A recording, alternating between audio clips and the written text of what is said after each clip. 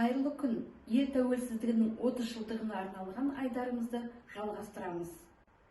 1997 жыл азаттықтың 6 жылы.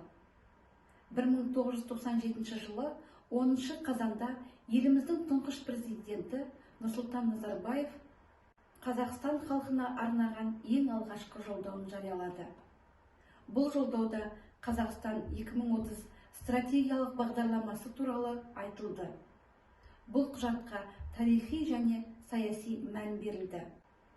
33 жылдан кейін Қазақстанда терең білімді, жауапкершілігі мол, күш-қуаты тасыған, денсаулығы мықты ұрпақ өмір сүруі тиіс деп келетін құжат 7 бағыттан тұрды. Жыл сайынғы президенттің Қазақстан халқына жолдауы осылайша дәстүрге айналды. 1997 жылы президент жарлығымен жалпыұлттық татулық пен саяси қуғын-сүргін құрбандарын еске алу жылы болып жарияланды. 31 мамырда саяси қуғын-сүргін құрбандарын еске алу күні өткізіледі.